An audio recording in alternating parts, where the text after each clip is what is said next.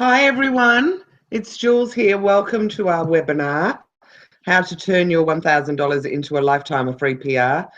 In the little chat box on the right, just say hi so we know who's with us. And I'll get started in a couple of minutes. I'm just waiting to see if anyone else is going to join us and we will head off. So welcome anyway.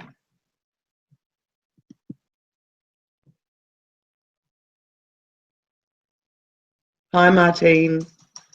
Welcome, welcome.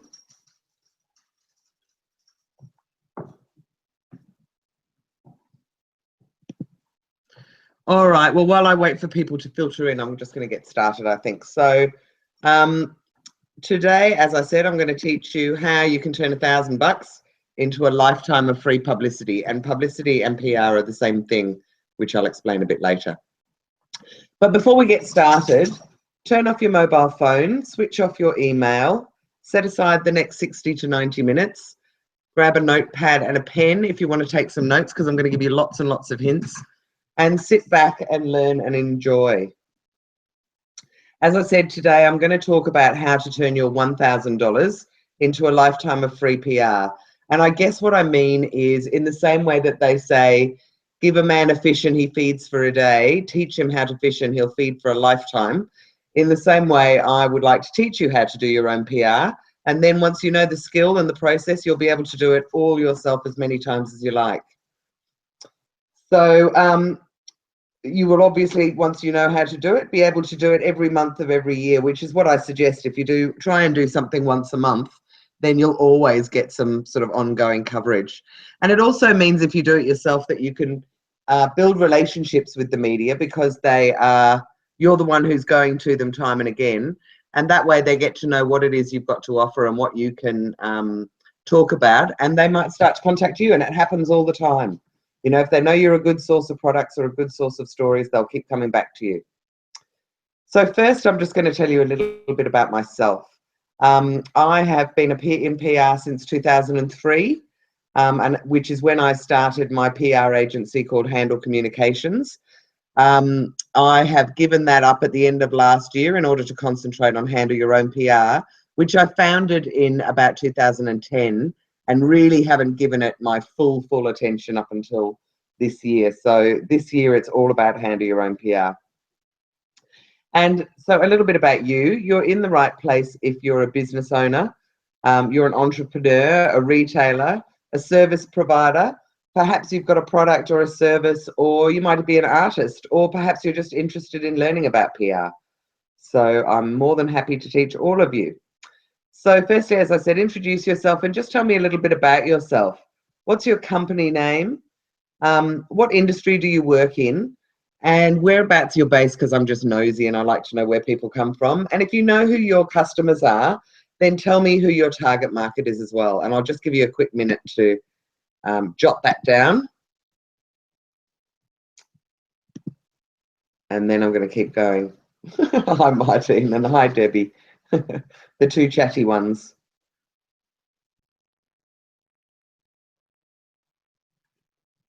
All right, I'm going to keep going while you're writing about yourself, because there's a little bit of a lag for me anyway. So I'll tell you a little bit about myself while you're writing away.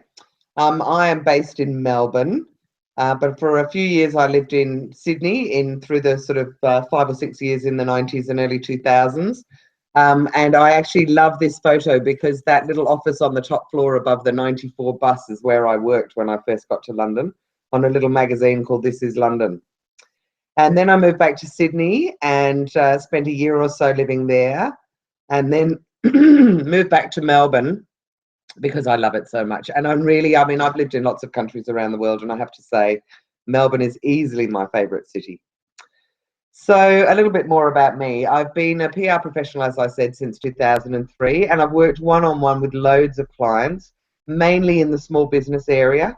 I've got a passion for sort of helping small businesses, and I really love what I do, and I particularly love it when my clients get their stories published in the media, mainly because I've seen the huge impact that it can make to their business and its potential to grow. And the more they do publicity, the more their business grows. But I have noticed that over the years, something was stopping people from using PR. It can be expensive.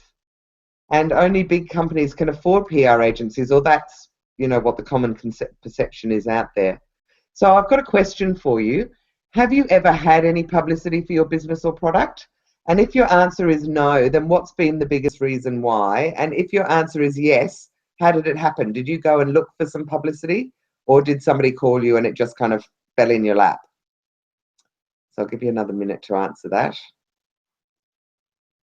And then I'm going to tell you a little bit more about us, but I'm flicking backwards and forwards between the chat just to have a look at what you've said.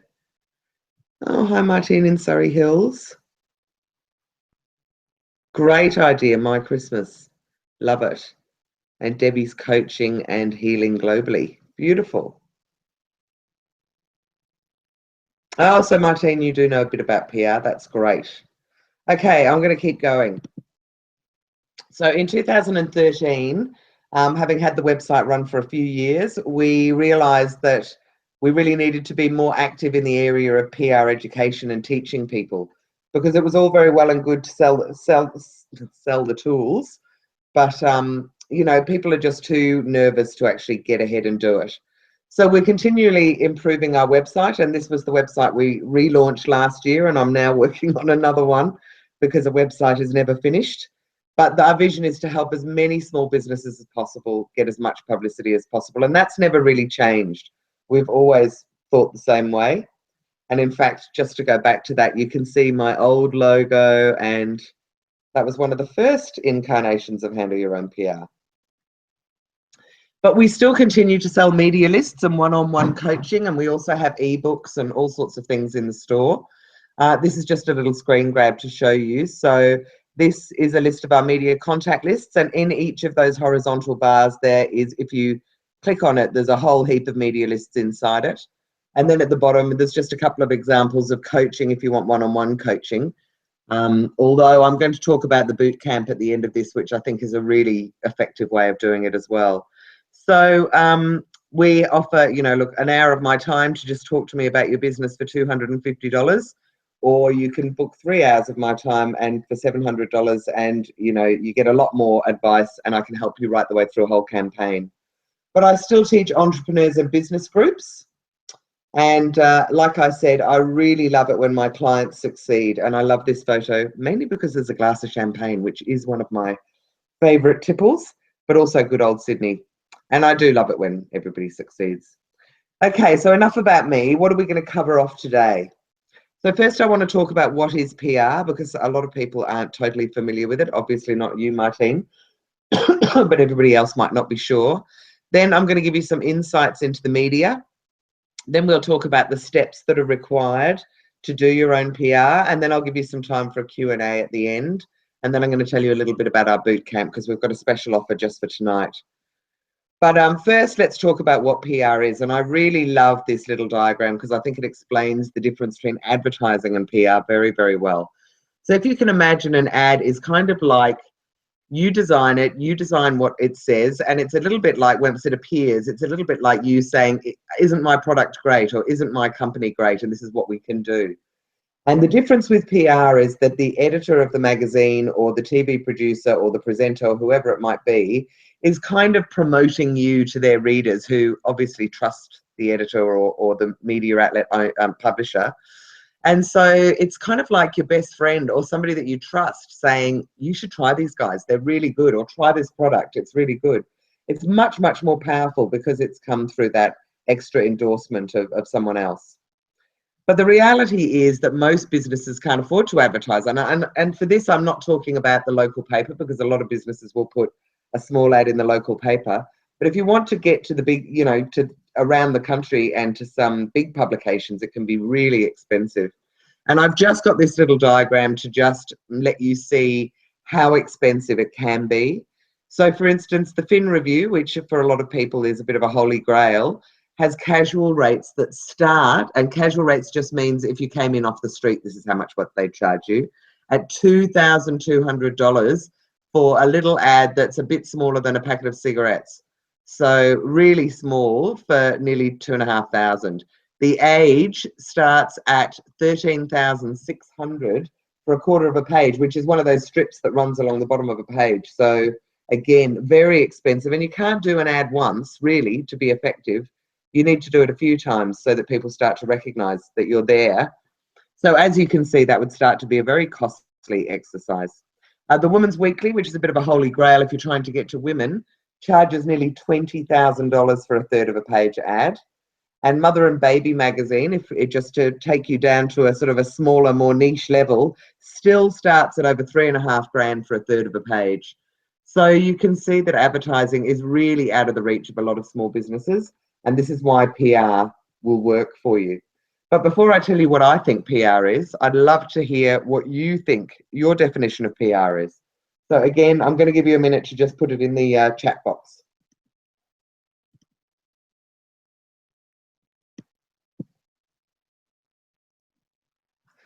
Martine, I can see your note about not being able to read the list. Don't worry, they were tiny. It was just really to show you more of the style of it. You'll be able to see them all properly on my website. So again, there's a bit of a lag, so I'm going to keep going and I'll come back to your answers afterwards. So what is PR? Well, first thing that you need to know is there is no difference between PR and publicity. It means exactly the same thing. One just means public relations is a more formal way of putting it, really. PR basically means that you offer a story or a story idea to an editor or a journalist for them to publish. So it's actually more about, yeah, you offer them a story or an idea and they do it for free. So if they like the story, they'll put it in. You don't have to pay them to do it. But the difference is that you can't always control when it will appear. And I'll explain part of the reason for that is that there are media lead times that you need to be aware of that journalists are working to. So even if they love your story and they say, I'm going to put it in the issue I'm working on right now, depending on how frequent that publication is, it might not appear for a while. So if you've set aside a budget, a small budget anyway, for advertising, why don't you think about PR instead? Because you get heaps more bang for your buck, lots of credibility, great SEO, which I'm going to talk about shortly, and it's also something you're going to be able to promote again and again. Plus, if you buy an ad or two, what do you do with it when the money runs out? So then you've got this great creative, but nowhere that you can place it. Excuse me. Let me just have a drink. Sorry about that. But if you learn how to do your own PR campaign, then of course you can repeat it time and time again and build up a relationship with the media so that they might even start to contact you, as I mentioned earlier, and wouldn't that be nice? But then the question is, so why would you use PR? Well, I guess because, and I believe, and I've worked across most aspects of marketing, and I definitely think PR is the best for small businesses. Editorial, firstly, is much more believable. Your business is being endorsed by someone, as I mentioned, but also people don't buy the media. They don't buy into magazines and newspapers or TV and radio for the ads. They do it for the stories and for the content. So if you can get your business into that content, then you're really going to get a much stronger awareness and reaction. And of course, the other great benefit of PR is that you don't pay the media outlet for your coverage. So once you work out how to do it and you know how to do it, it's essentially free. So first I want to give you a little case study of somebody that I worked with. They were a handle your own PR customers, and it's just such a, look, it's so unusual a business, but I just think it's quite funny. So I thought I would share it with you. So these two women from suburban Melbourne decided to set up basically a female escort service just for women who might like to have a male escort for business or whatever, or a party or a social event, but also obviously for, you know, sex. So these women who were absolutely gorgeous had no money left by the time they opened their doors, which was around the time of the Ashley Madison kind of website launching in Australia. And I think they just got fed up with that whole idea of affairs and was like, what about the women that are single? So they came to us and said, you know, we really want to run a PR campaign and we don't know how to do it. So we helped them. We wrote the media release for them. And the angle we suggested they used was two Melbourne mums take on the sex industry. Now, the other thing I have to say about these women is that they wanted to remain anonymous. Because they were both suburban mums, they didn't want anyone to see their faces or know their names, which obviously created an extra level of difficulty anyway in the PR. But I had thought that maybe someone like a Current Affair would take it, you know, where they put people in black in silhouette and then have distort their voices. And I thought they might do something like that. But they, I have to say, were absolutely horrified. And you know, you can't predict how a producer's going to react, and said, "How dare you? What kind of a, you know, TV program do you think we are?" So anyway, these poor women got turned down a lot of times, but they kept going. They used the women's media list that we had on the site and the Victorian Metro media list. And finally, after a few rejections, they approached Grazia magazine, which was a beautiful glossy magazine that was around for a while in supermarkets, and it was all targeted at women. And they managed to get up a 3-page story, which, let me tell you, if they'd had to buy the advertising space, would have cost them over $18,000. And they got this great story about men for sale in the suburbs. And I love the opening line: "While others are starting cupcake businesses or parenting blogs, 2 Melbourne mums are running a very different kind of company, an escort service for neighbourhood women." So I really thought that it was great. So, and they were delighted. And of course, they did really, really well. But the doors, you know, when they opened their doors, people knew about them. And I don't think they've ever looked back since. So anyway, let's start talking about the skills that you need to be able to run your own PR campaign. So I guess there are 2 kind of main ones. The first one is that you are going to be approaching people that write for a living. So you really do need to have reasonable writing skills. And by that, I mean you need to have good grammar and spelling. You know, you need to know the difference between your there, and there, as we used to say, because there's 3 different ways of saying there. And if you don't think that you can do it, that's fine as well. But you can pay someone to write a good media release for you, but don't do it yourself if you don't think that your writing skills are up to scratch. And the other thing is that you need to be reasonably good on the phone. Firstly, because journalists may want to ask you more questions over the phone once you've sent through your media release, or even maybe do a formal interview. And I've done lots of interviews over the phone, and you know, you need to be able to speak clearly in that instance. Or if you don't want to talk to the media yourself, you need to find someone who's relevant to the business. So whether it's your business partner or somebody that's in some way involved in the business or in your industry, but you do need to find somebody that will talk on your behalf if you can't. Although I would encourage all of you and say, really, it's not that scary. So I would say do it yourself, because nobody knows your business as well as you do. I'm going to give you one more case study, and then we're going to get into the nitty-gritty. So this is a gorgeous woman called Jackie, who runs a website called Upcycled Bride. And she had a startup that started last year. She'd never done PR before, but she was adamant and very clear that she wanted to get on TV.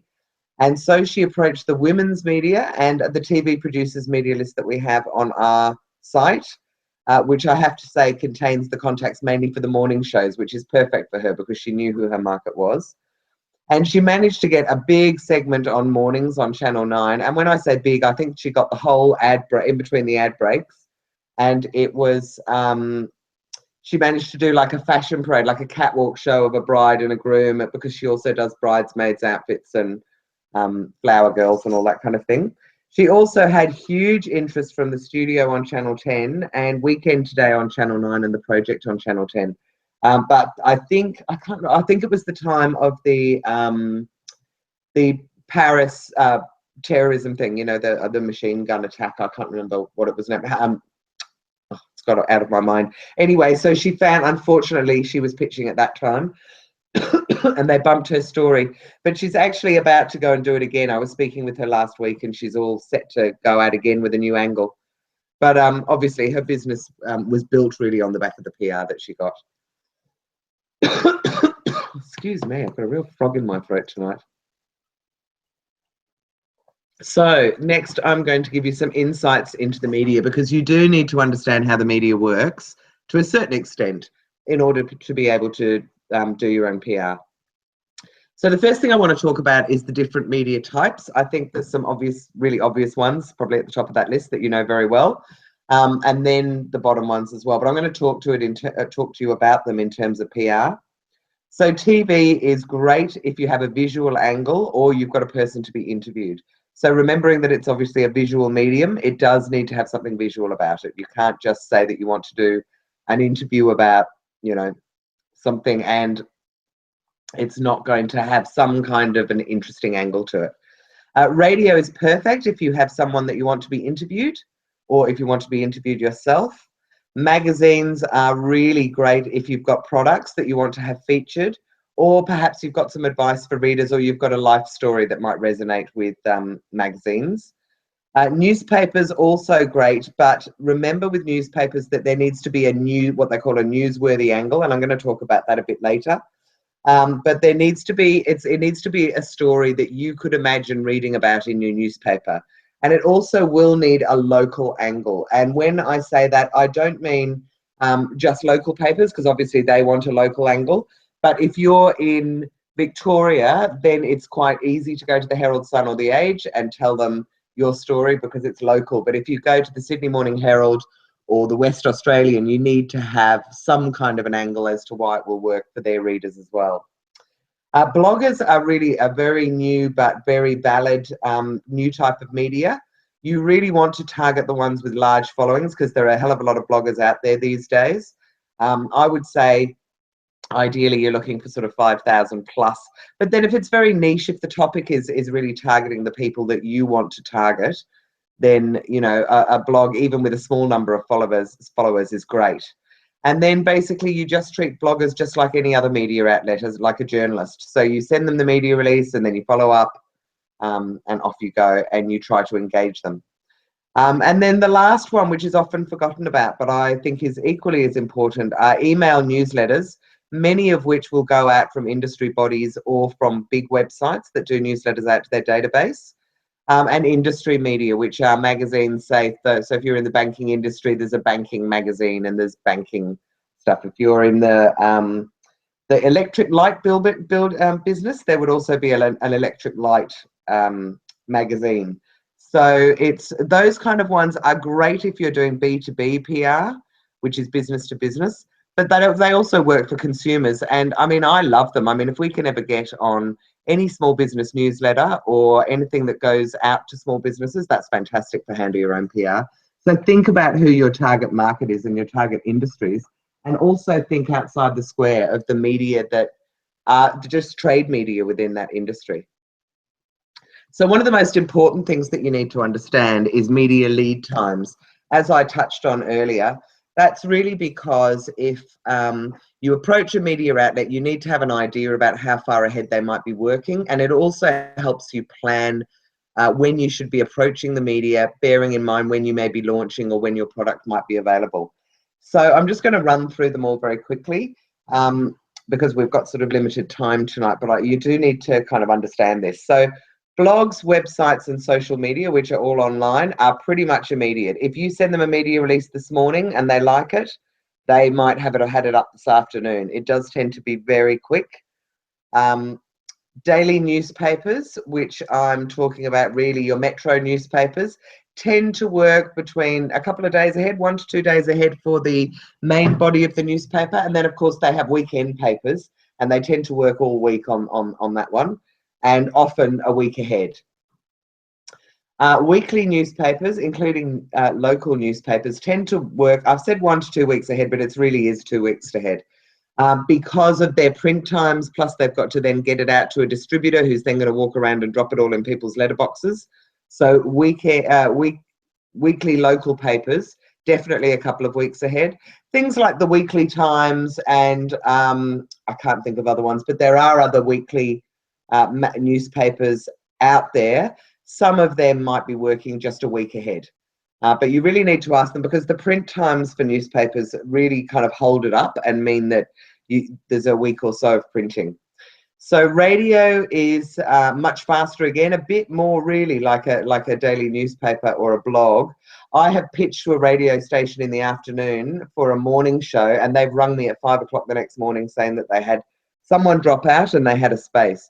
So in radio, you may well get one of those very, very quick turnarounds if they do have someone who drops out. But I certainly wouldn't approach radio at the most a week ahead, but really they only plan 1 or 2 days ahead. So don't go to them too early, or you'll find that they forget about it. Weekly magazines can be quite different. They tend to work up to 6 weeks ahead. So that is your New Idea and Woman's Day and some of those kind of magazines. If you were to approach them now at the end of February, you would probably find they're working on the mid-April issue. So Easter is well and truly gone for those guys. Then you've got monthly magazines, which are the ones that we all know very well. And most monthly magazines are working 2 to 4 months ahead.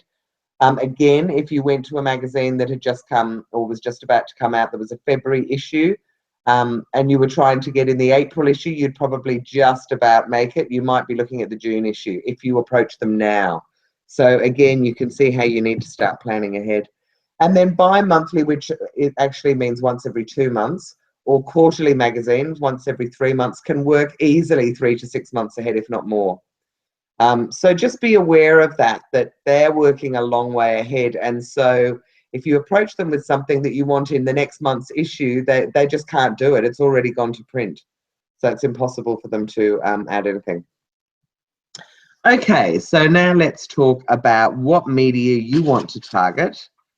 And again, I'd just love it if you could, I don't know why that says poll question, but just answer in the chat box and tell me the kind of media that you would really like to get.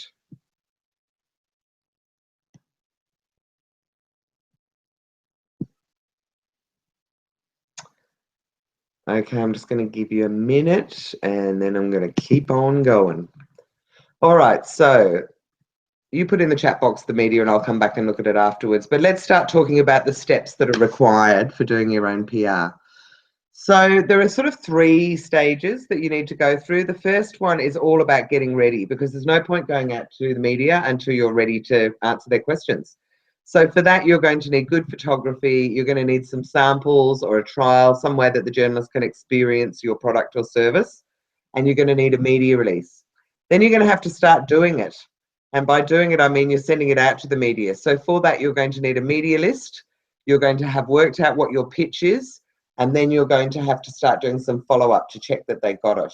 And then you've got the post-PR process, which is all about working that media clipping once you get one, and how well that can work for your SEO, which I will touch on as well. But firstly, let's talk about what you need to get started. So there's just a few things you need to have. One is your company logo or a product logo, which is just a low-res JPEG that you insert into the document header, a little bit like letterhead for your media release. But journalists will look to the top of the article of the document to see what the media release is about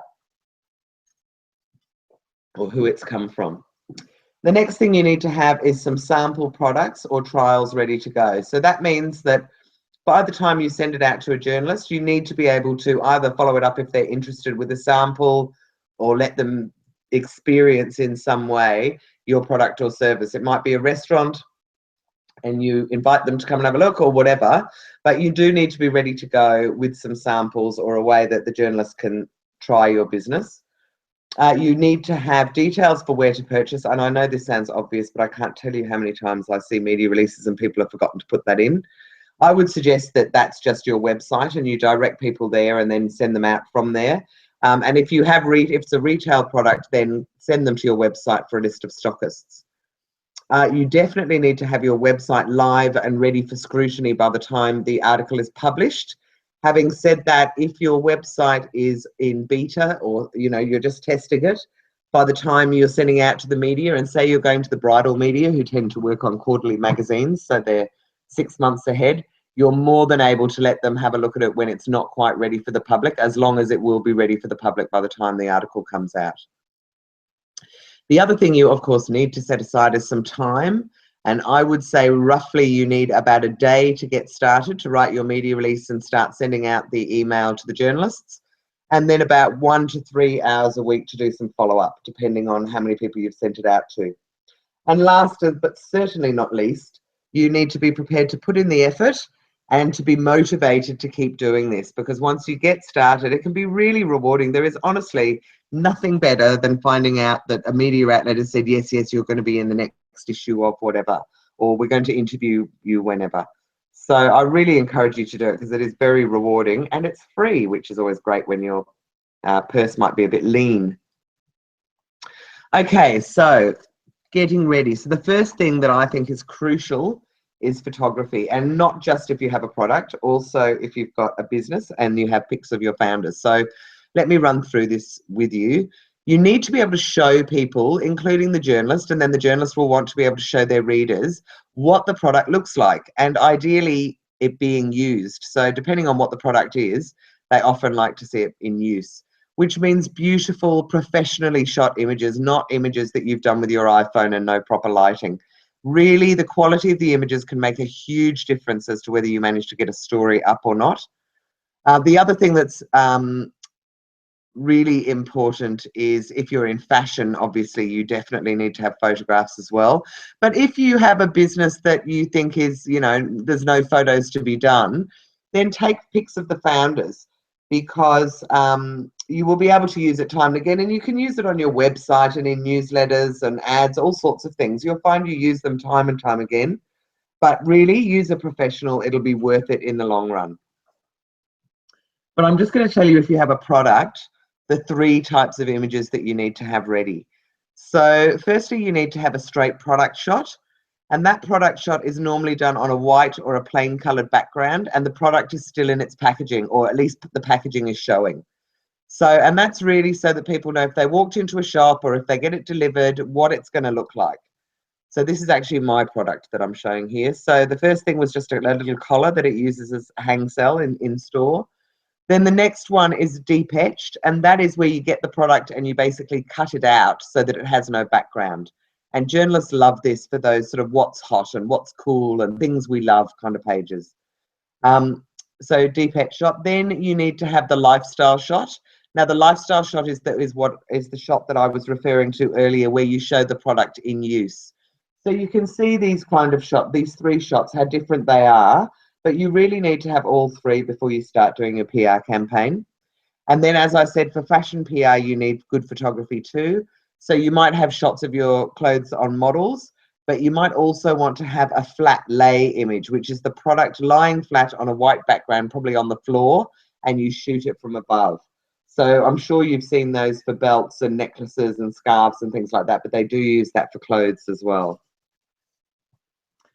Okay, and then once you've got your photography, as I referred to earlier, you really need to get some samples ready if you have a product. So if you have got a product, the journalist or the producer will probably want to get a sample so they can see and touch it. It's all about sort of feeling what the quality is like and how easy it is to use and all that kind of thing.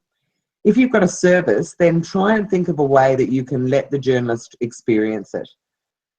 Make sure that you allocate some samples to send out to the media after your initial approach, and only if they show interest. So I'm not a believer in sending out samples to the journalists and then following it up with, did you like it?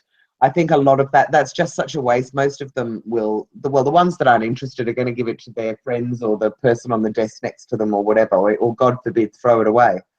So really, you're much better off sending an email to them to let them know that you can send them a sample.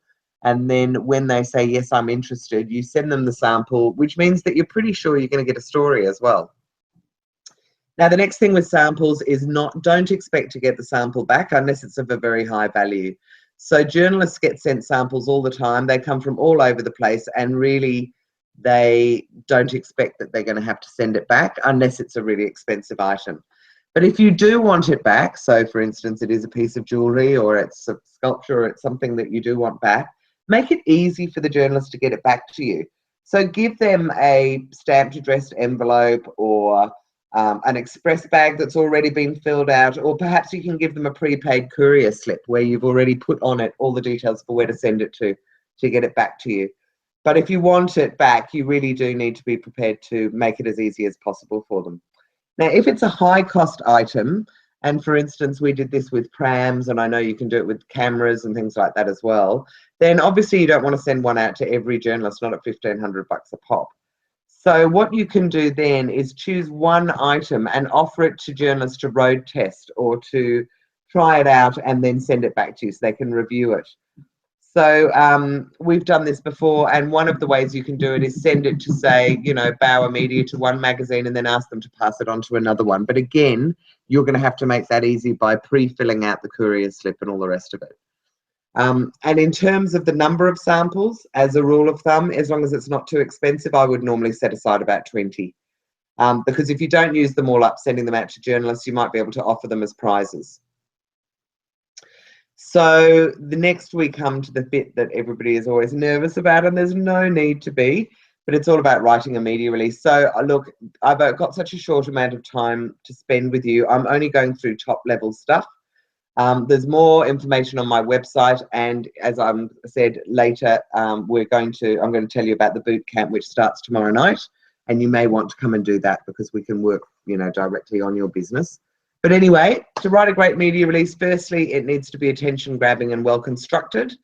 It also needs to have a great first paragraph that really grabs the journalist's interest and explains what it is that you are going to talk about.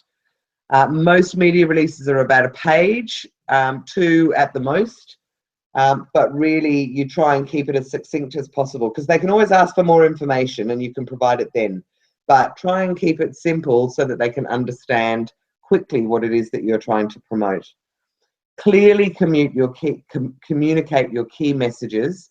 And when I say that, I mean some people have maybe 5 great things about their business or 5 great product attributes. Carefully consider whether there's any way you can break that into 5 individual stories you could send out to the journalists rather than sending everything at once. What I find if you send everything at once is that the journalist will look at it, choose one of the points, and then say, no, I've covered this story now, I'm not interested in doing any of the other points. Whereas if you send them just one angle at a time or one key message at a time, they may pick it up 2 or 3 times. So that's just a little hint. The other thing to remember is that you're writing for the end reader or the end watcher or listener, but I guess when you're writing, it's for the reader. So you're not writing your media release as if you're writing it to the journalist. You're writing it as if the journalist is writing it for their end user. So you really need to try and keep it very simple. And when you're talking about you're talking about a consumer. You're not talking about the journalist. And then also important is to include a low-res photo in your release. I've told you about how important photography is. And I'll give you a great example, actually. When Handle Your Own PR was initially launched, we obviously went out to all the small business media. And the Sydney Morning Herald and The Age picked it up in their small business section, which we were thrilled about. I think we got about 1/3 of a page and we were beside ourselves. And then I think it was about a week or 2 later, they ran another story and it was even bigger. It was like a half-page story with a massive photo of Simone and I, who was my business partner at the time. And we were amazed and we went back to the journalist and said, what happened? And she said, actually what happened was the editor on the weekend, or the chief of staff on the weekend, didn't realise you'd been on during the week, was running around the newsroom saying, I need something with a photo, I need something with a photo, spotted the photo of you 2 on someone's computer and said, okay, we'll run this story. So we got a double dip purely because we had a photograph of ourselves. If we hadn't, we wouldn't have stood out. So a lot of people don't do photos, but that's kind of the reason that I advocate that you do, because it makes it much easier for a journalist. And then the last but not least, the other thing that you need to make sure you cover in every media release you write is, what is it that you're selling? I know that sounds crazy, but you've just got to make sure that you get that in the first paragraph. And one way to think of it is, why are you selling it and what problem does it solve? In what way did you come up with the idea, or why did you decide to take on the distribution, or why have you created the business idea? So what you're selling and why you're selling it and what problem does it solve all really needs to be up in that first paragraph. And then at the end, you need to say where it is available. And as I've already said, I would suggest you send people to your website, and then from the website, you can send them to other places. And how much does it cost? There is no value, especially if it's a product. It's different if it's consulting, but if it's a product, there is no point, not saying what it is, like real estate agents not saying what a house is worth. I think for me and a lot of other people anyway, if you don't put the price in, then people will assume it's too expensive and move on. What not to include in a media pitch?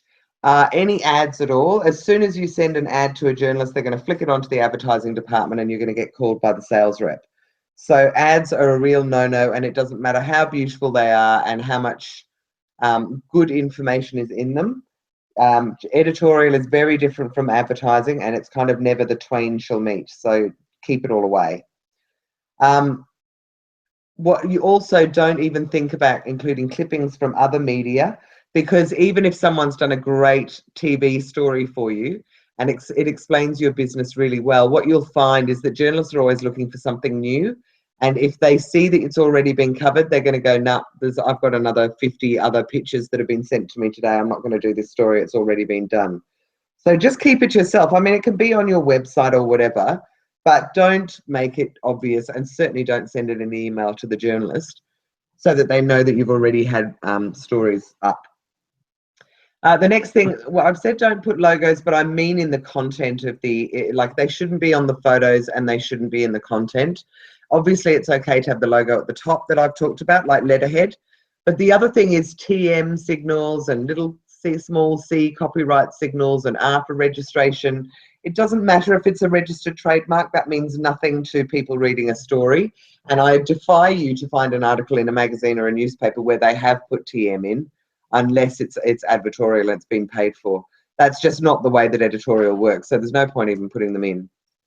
I would stay away from customer testimonials unless they're from someone with a high profile, mainly because I think we all know, and journalists do as well, that you can get anyone to write something nice about your business. So, you know, if you're targeting sports people and you've got a high profile sports person that's given you a testimonial, that's a completely different ball game. Or you're targeting entrepreneurs and you've got some wildly successful one that everyone knows about, then definitely I would say include it, but not, you know, Joe Smith from down the road or Joe Smith from whatever, because the journalists don't need to see that. They'll go to your website anyway, and you can put them on there.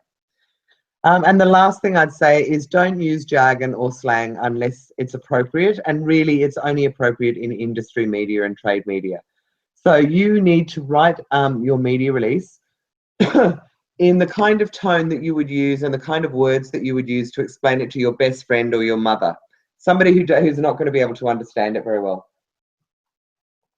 Just because, you know, if you're reading an article in a magazine or a newspaper, they don't go into a whole lot of acronyms. They don't talk in tech talk or anything else. You just got to talk in plain English as if you're speaking to someone that has no idea what you're talking about, because it's quite possible that that will be the case.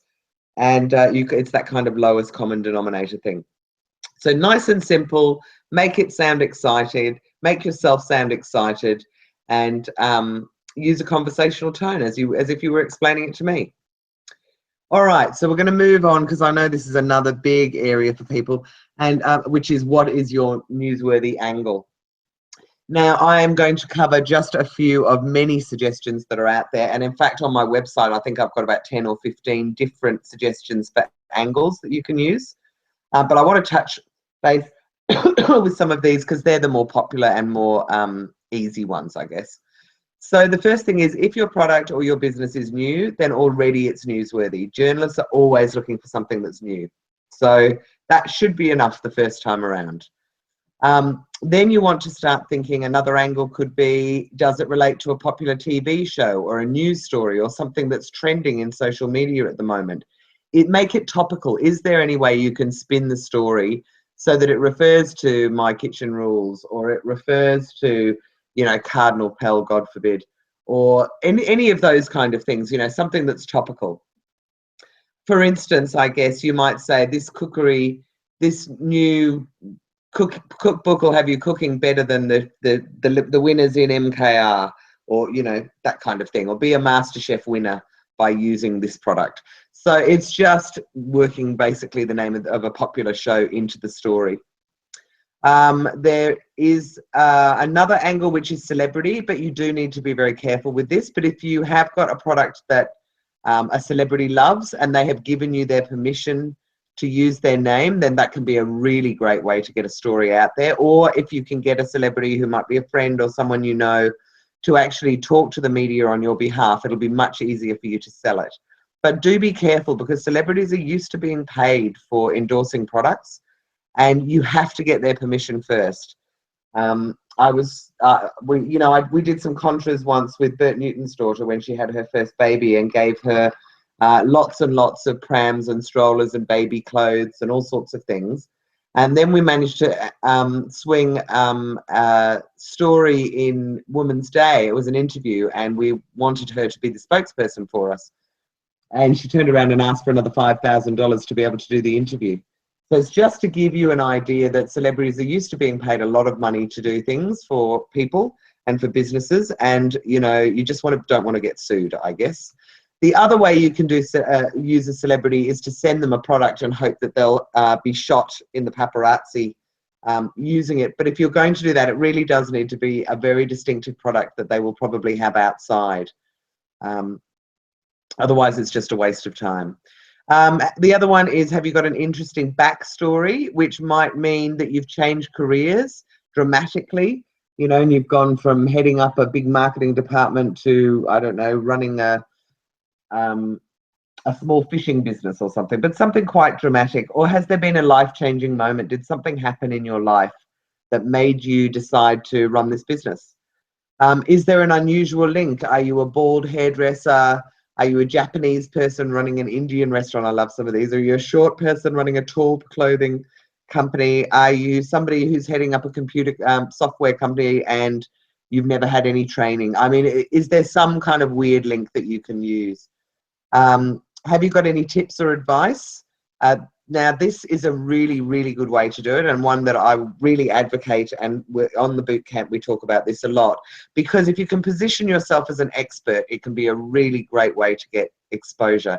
And when I say expert, you don't have to have a degree in something, you just need to understand the market. For instance, we had a bedding guy that was selling beds, and we got him to do 10 tips on, the best mattresses for the different ways of sleeping, and managed to get him some great stories. And we did the same with a picture framer. I mean, this is a few years ago now, but it was a friend of a friend who was just a Melbourne-based picture framer, and we got him to write some tips about 10 tips or 5 tips for the best way to hang pictures on the wall and how to group them together, whatever.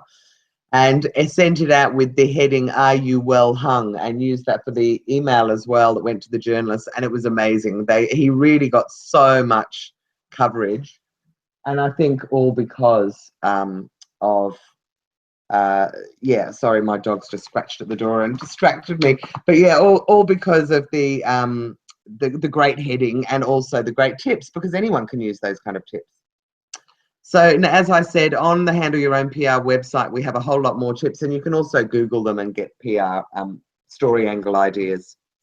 So I've kind of told you how to get ready. Now let's start talking about how to actually do it. So the first thing you're going to need is some media contacts, and there are 2 ways that you can get media contacts. One, which is free, is that you can create your own list, but it will take you some time. And the other way is to buy one. And obviously I have a bit of a vested interest because I sell media contact lists on my website. But first, in the spirit of being really open and all that karma stuff, let me tell you how to do it yourself for nothing. So to create your own list, you first need to research some recent articles or stories in the media that you're targeting. So you're looking for the kinds of stories that you think they might write about your business or your product. Then you want to try and make a note of the name of the journalist and their contact details if you can find them. And for instance, News Limited, when they do articles online, often if there's a byline for the journalist, you can click on their name and it'll give you the email address. If not, one of the ways to do it is to ring the media outlet and ask the receptionist if they can tell you who the editor for Lifestyle is, or if you know their name, even better. And the other way is to just get on good old Google and start researching. And we did have somebody on the boot camp that had done that, and I reckon she said she spent, I think she said she did 2 weeks full time to get 30 names on a list. So it does take a bit of time, but if you don't have any money, it is definitely one way that you can do it. The other way, of course, is that you can buy a media list. And you can buy them on our website, as I've said. And one of the benefits of, or some of the benefits of being able to buy a list is firstly that your media release will reach interested journalists. Now, I only say that because the lists on our website, the media contacts on our website get contacted all the time, and we tell them that Handle Your Own PR is a website for teaching people how to do their own PR, that they won't be professionals who'll be contacting them, but that they may get a story before a more mainstream PR company, is able to be afforded. And so we only include the names of the people that say, yes, they are interested in being contacted by you. We have personalized email addresses for the majority of the media outlets. So that means that it isn't editorial at or info at, whatever the domain name is. It's actually Mary Smith or John Brown or whatever the person's name might be. And we also have their email address and their phone number. You obviously would save yourself hours and hours of time and a lot of aggravation if you can afford it. And most of our media contact lists sell for under $250. I think we've got one for $300, which is the small business list because it's particularly big, or the national business media. And the other one is the TV producers, because I've just put another sort of 10 names, 15 names up there. And they're only $250 and $350, so they're still, it's all very affordable. And of course, the biggest benefit of buying a media list is that you can get started straight away. So if you are going to get started straight away, what's the best way to contact the media? Well, it's funny, there are sort of two different ways. So some prefer an email first and some prefer a phone call first. So magazine editors and web editors and bloggers and sort of online media outlets all prefer an email first. Magazine editors are constantly bombarded by people pitching to them. So they really prefer to be able to weed out the stories from the email, and then if they're interested, they will phone you. And perhaps it's a magazine that you're absolutely desperate to get into and it's key to your promotion, then I would say pick up the phone and call them. But otherwise, it's sort of email only with those guys. The news editors on newspapers and on TV and radio all prefer a call first. Just a quick call. You've got about 3 or 4 minutes probably to tell them a little bit about your idea, and then if they like it, then they'll ask you to send them an email with the rest of the information, and that way you've captured their attention, and you know that it's kind of worthwhile. They may say, no, I'm not interested, there's no angle there, and you could say, what sort of angle are you looking for? And the same with radio and TV producers. So first you want to call them, make sure they're not on air at the time. They're never very receptive if the show is actually live when you ring. And then email them after you've spoken to them and give them a bit more detail then. So I'm just going to touch on the protocol that you might use for sending emails out to journalists, because I know that's the way that most people prefer to do it. It's kind of nice and passive and you don't have to actually kind of do the whole sell thing in the same way. So the things that you need to have are a catchy subject line. Now, I actually have had a past student say, so can I say pitch to the Herald Sun or pitch to the Courier Mail? And I was like, oh my God, no. Would you open an email that was sent to you like that? Absolutely not. So try and make it funny or clever. A little play on words always goes down well. Or worst case scenario, use the heading that you've used on your media release, because you've probably thought about that and got quite a nice one there. The next thing is that you want to send a personalized email to each person on your list. So you want to say, hi, John, or hi, Mary, and only choose one person per media outlet at a time. So if you want to send to the Herald Sun and it's the motoring editor you need, then you just send it to the motoring editor. If he says no, or you don't hear back from him, then you could send it to someone else, or maybe the chief of staff. But I would suggest that you choose one person per media outlet, mainly because whether you're aware of it or not, a lot of them all sit in the same area in the newsroom, and they can all see, or they all might ask around going, did anyone else receive? I've just got this great story idea. Has anyone else got it? And if everyone else says, yes, I've got it too, they're just going to go, nah, I'm not interested. Someone else can do it. So try to send it to one person per media outlet. What I'd like to do is to copy and paste the whole body of my media release into the email, and then I attach it as well. But that's really to just give the journalist one less click. That way they open it and they see your email right in front of them.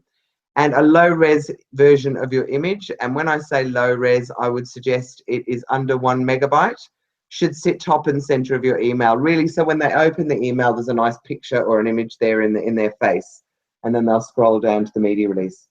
And then at the very top, above the photo, and you know, at the very, very top of the email, you should do a short, snappy paragraph or so, which is just your intro, that might say, hi, Joe. Please find attached my story idea for X, and I have samples available in a high-res image, or I've got a person to be interviewed, or I've got some research So please let me know if you'd like them. And that way they know exactly what's happening in the first paragraph, then they see the photo, then they go down to the story idea. And I find that that works very, very well. Okay, so once you have sent out your media release, you need to do what they call follow-up, which is really just about contacting the media that you've already sent your release to check that they've received it. And if they haven't, to resend it to them. And if they have, maybe you can try and sort of pitch it to them a little bit more. It can be one of the most crucial stages of the campaign, bearing in mind that a lot of journalists are approached by so many people during the day that even if they love your idea, they may forget it. And I've had so many journalists say, thank you so much for calling back. I just didn't know where I really wanted to do that story and I'd forgotten all about it or whatever. You won't find that they get cross with you for doing follow-up. Just remember that they receive hundreds of emails every day, and as long as you are very, gentle about it, then there's no problem with just going, did you receive this and did you like it? Try to send a follow-up email within a week of the first one going out. In fact, I'd even say within 2 or 3 days if you can. Again, personalize it and put their name in it. But what I like to do is I find the original email that I sent them and I forward it back to them saying, hi, just checking that you saw this. What did you think? Because that way they can see when I sent it to them in the first place. Or I'll call. If it's a really special one that I really want to get into, I'll pick up the phone and I'll call them. So follow-up can be one of the most crucial parts of the campaign. Let's assume that you did your follow-up and that you managed to get the article in and that they have printed it in a magazine or you've done an interview on radio. What do you do then? Well, the first thing that I think you should do is thank the journalist or the editor who gave you a mention, mainly because no one really does. I mean, my journalists always say to me that people are all over them like a rash trying to get a story up. And then when the journalist says, yes, I'm going to publish it, they never hear from them again. Well, don't be that person, because if you say thank you, you're going to be one of the few people that calls them back and they're going to remember you. So, and of course, on top of all of that, they're doing you a big favor. So it's nice for you to show your appreciation. You might have another angle that you can suggest to them, or it's an opportunity to kind of chat to them and give them a bit of feedback about what you thought about the article and maybe the response that you got from the public. So, it's all about building that relationship. And as you would with anyone else who gives you something, say thank you. And that is all. I will get my mummy hat off now. All right, so now we're going to go on to clippings, which are really the old-fashioned term that people used to use for cutting a magazine or a newspaper article out of the media. These days, it's still the term we use, but it can mean anything for radio or TV or anything. So always after you've had an article or an interview approved, ask for a copy of it. Ask them to send you a copy of it, because radio, they tend to scrub interviews within a week. And newspapers and magazines often, it gets lost or whatever. So, in fact, it's very hard to get a newspaper to send you an article, but most magazines will either send you the article or the issue that the article is in. If you're the other thing to ask is, are you allowed to use it for social media or on your website? Don't assume. Once they have published the article, they will consider it their own intellectual property, even if it's a story about you. So you don't have the right to take their story and plaster it all over the place until you've got their permission. So just ask. Most of them will say yes. Every once in a while they'll say no. And I'm experiencing that at the moment because I was on Sky TV last week doing an interview, and I haven't been able to get a link because they don't put it up on their website. So I rang them and said, can I get a copy because I'd like to show people? And they said, sure you can, and that'll be $590. So this is a clip. I haven't even seen it, and I was on TV, but there you go. So they don't want to let people use it unless they pay a whole lot of money for it. Sometimes, and more often than not, they will at least let you show a link to it. So you can put a link on your website that takes you or the person through to the media outlet to view it. But that also can work really well, and that gives both of you inbound traffic, which can be fantastic. So let's assume that you've got your clipping. What do you do with it now? Well, you really want to work it. And the great thing about editorial, unlike an ad, as I said earlier, is you can, because everyone wants to read an article that's been written about you or your business. So I would suggest that you think about putting it up on your website, either in a media section. You might like to do sort of media coverage or something like that. You can certainly put it out on all your social media channels. You can put it out in your blog and maybe put a link to it. Maybe in newsletters out to your own database. You might have a business network of, say that you're a wholesaler and you've got a whole lot of retailers. You might like to send it to them, or you're part of a business network and you want to go, woohoo, look, we managed to get an article in. And of course, if you've got a physical space, then why not frame it and stick it up in the office, in the waiting room, or in the shop in the front window, so people can see that the media have endorsed your business or your product. And the other thing to think about is that PR is fantastic for SEO, which is search engine optimization. Google loves inbound links from what they call reputable sites. And a reputable site is one that a whole lot of people go to and that changes all the time. So the media is perfect for that. And the more popular the media outlet, the better it'll work for you. So, for instance, Handle Your Own PR got an article, as I mentioned earlier, in the Herald Sun and not Herald Sun, Sydney Morning Herald and The Age in 2010 when we launched, and I reckon it still comes up in the first couple of pages if you Google Handle Your Own PR. So it's that powerful. It just stays right up at the top. My hint to you is try to ensure that you get the web address of your business in an article rather than just the business name. So when I'm talking about Handle Your Own PR, I ask them to actually write www.handleyourownpr.com.au, because that will provide a link out from their website rather than just saying Handle Your Own PR as separate words. Mainly, and some journalists will do this and others won't, but it's much more effective for your SEO if you can actually get the web address in there that's clickable on. Okay, well, let's assume you have got all of that, and I reckon you might have some questions now. So I'm just going to have a quick look now at the chats, and if you've got any questions for me, put them in, and otherwise I'm going to tell you a little bit about the boot camp. But I'm sorry I've been racing along, but I've only got an hour, so I really wanted to see. Sorry.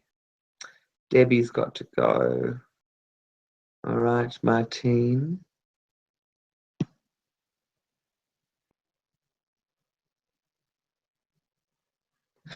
Oh, Martine, why a low-res photo? It's basically so you don't clog up the inbox of the journalist. So imagine if everyone was sending them 5 and 10 meg images, it just clogs up their inbox and they just delete it straight away without opening it. So you really want low-res. You don't want to use up their inbox at all. So that is the reason behind it anyway. So let me tell you a little bit about the boot camp now.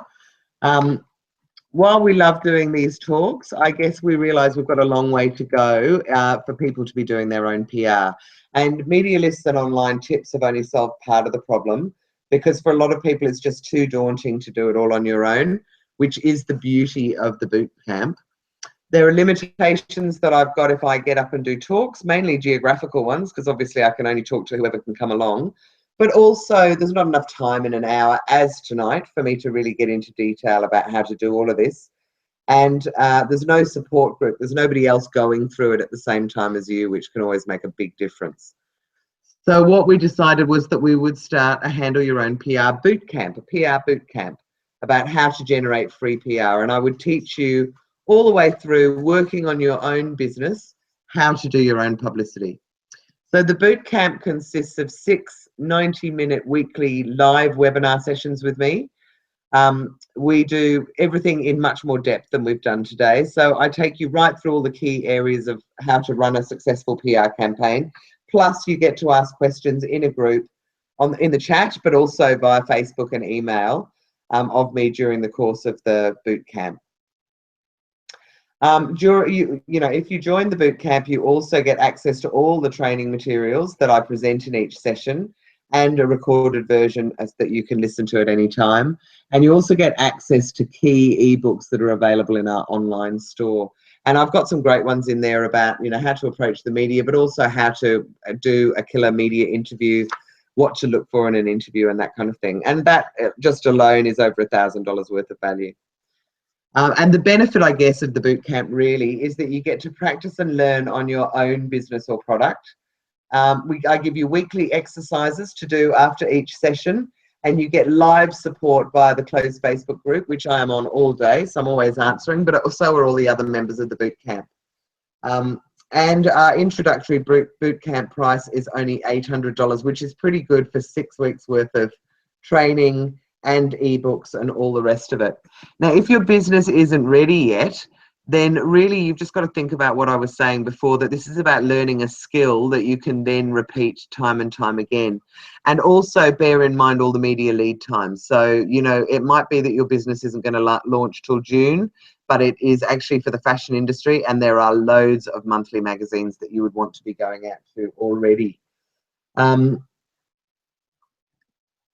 So I've got a bonus offer for today. The first person to sign up today gets a free one-on-one 1-hour session with me, where I'll just talk about your business and your goals and what angles of media will work for you. Now, I have had people say to me before, why would I do the boot camp if I can just buy an hour with you? But the reality is that firstly, you get 6 hours with me. In fact, you probably get closer to 9 or 10 hours with me through the boot camp. But more importantly, you're doing it with a whole group of people that are, and you're all learning together. So everyone's at the same stage. Everyone can ask each other questions. And our boot camps tend to be very active in the closed Facebook group. And you get that weekly interaction with everyone where you can all kind of talk about it together. So anybody, if you're not the first person to sign up today, anybody else who signs up for only $150, you can have an hour with me as well, so 40% off the normal price. But we're going to go one step further.